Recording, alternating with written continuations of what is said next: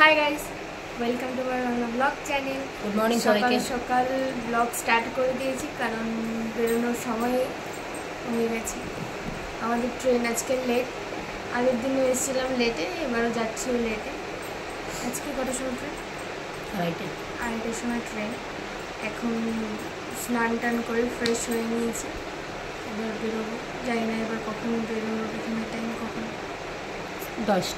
10টায় বেরোনোর টাইম। আমরা এতক্ষণ কী করবো, কোথায় যাব কিচ্ছু জানি না। স্টেশনে কাটাবো এতক্ষণ, কতক্ষণ আর স্টেশনে কাটাবো জানি না কী করবো। তো যাই হোক, যেটাই হোক না কেন সেটাই ব্লগে দেখাবো। সো ব্লগটা কন্টিনিউ করো। তো এখন থেকে দিনটা স্টার্ট হচ্ছে।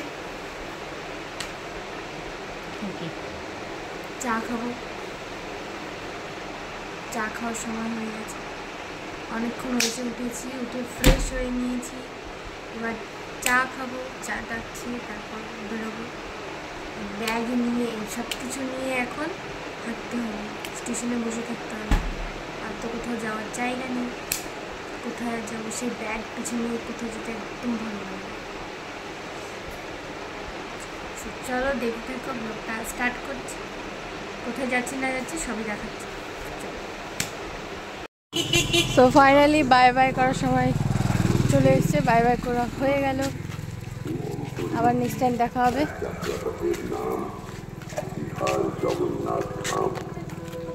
এবার যাচ্ছি আমরা হচ্ছে স্টেশনে। এতক্ষণ কী করবো না করবো সেটা জানি না, যাই হোক যাওয়া যাক। আর বাইরে ব্যাকগ্রাউন্ডে মাইক বাজছে, সেজন্য কথা বলতে পারছি না। সো যাই, গিয়ে তারপর আবার কথা বলছি।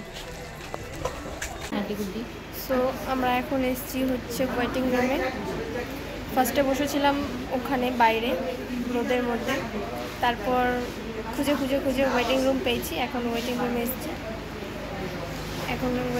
এসেছি, পেয়ে এখন এলাম। এই জাস্ট বসে আছি, এই যে আমরা এখন ওয়েটিং রুমে বসে আছি। এই যে একজন,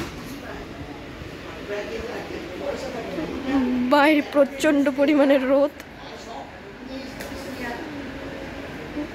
এখানে বেশি সেরকম লোক নেই। এই যে একজন, কিছু বলতে চাস? আমাকে ভালো করে বসতে দেবে। ওয়েটিং রুমে নিয়ে এসেছি 30 টাকা খরচা করে, আর আমাকে তোমরা বলো, এত বড় সোফা দিয়েছে, সোফাতে দুজন করে বসার জন্য। তা আমি কেন আলাদা গিয়ে বসবো? আমি তো দুজন করে বসতে পারবো না, একখানা সিট করে আছে, আমার সিটে বসবো না, দুজন করে সিট দিয়েছে, দুটো করে সিট দিয়েছে। সোফাটা বড় তাই দুটো সিট দিয়েছে। বড় সোফার মানে সরি আমি বলছি বড় সোফা দিয়েছে দুজন করে বসার জন্য। তো আমরা দুজন বসেছি, ও উঠছে না, ও একা বসবে, এটা কখনো হয়? যদি সবাই আসে, অনেক লোক হয়, তখন তো নিশ্চয়ই সোফাটা কম পড়বে না ওদের। তাই আমি নিজের আগে থেকে অ্যাডজাস্ট করে বসেছি যে আমরা দুজন একসাথে বসবো। না, ওর এটা ভালো লাগছে না, ও একা বসতে চাইছে। এটা কি করে হয় বলো তোমরা? এক নম্বরে নেকু লাগছে, নেকু যা ওখানে পাশের সিটে গেল 30 টাকা দিয়ে আমি সিটটা কিনেছিলাম। সবাই দেখো দুজন করে বসেছে, আমরা দুজন বসেছি। দেখাতে একটা দুজন করে কে বসে আছে দেখা। এত বড় একটা সোফা দিয়েছে, সোফার মধ্যে অর্ধেক জায়গা পড়ে আছে। তাই আমি বললাম ঠিক আছে, তাহলে চল দুজনে একসাথে বসি। ওটাও হচ্ছে না, ওর পোষাচ্ছে না। একটা সিট আরামসে বসবো। ওয়েটিং রুম মানে রিল্যাক্সে বসার জন্য এই রুমটা তুই ঘাড়ে চেপে বসে গেছে। যাবে পাশেরটা যা। আমি এই কথাগুলো ব্লগে দেবো, তোমরা প্লিজ এটা বিচার করো তোমরা। এটা ও এত বড় সোফাতেও একা বসে আছে, দুজন বসলে কি ক্ষতি হয়? হ্যাঁ,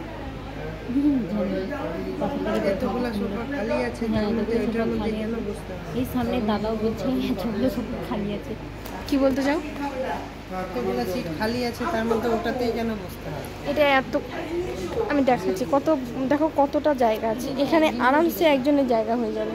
এখানে পাশের সিটগুলো ফাঁকা, কিন্তু এটাও তো ফাঁকা আছে।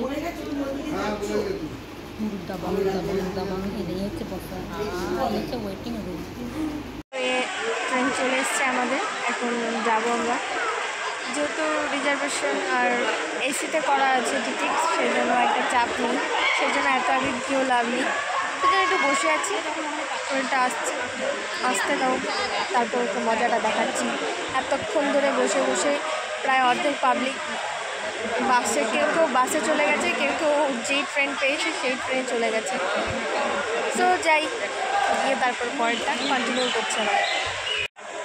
তো এখন বাজে হচ্ছে